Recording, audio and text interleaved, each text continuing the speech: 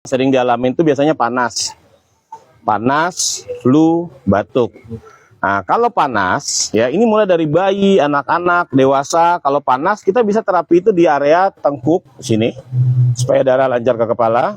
Lalu di area belikat sama kayak tadi, belikat kanan, belikat kiri, lambung. Terapi itu. Jadi kalau anak lagi panas, terapiin aja, ulangin.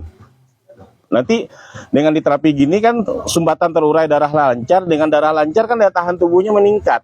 Jadi yang berperang melawan virus itu tubuh dia sendiri, seperti itu. Imun dia sendiri. Ya, jadi ini ya, untuk panas, tengkuk, tapi gini dalam kondisi duduk ya.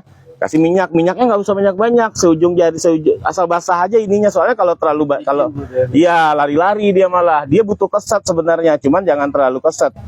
Satu di sini, nah ya, anaknya diterapi, dua di sini, bentur-benturin seperti tadi, ya, lebih rapat lebih bagus, jangan gini. Satu, dua, jangan gini, rapat. Pindahnya pelan-pelan tuh, rapat. Ya, balik-balik, lalu sini juga sama. Ya. Lalu sini. Oke.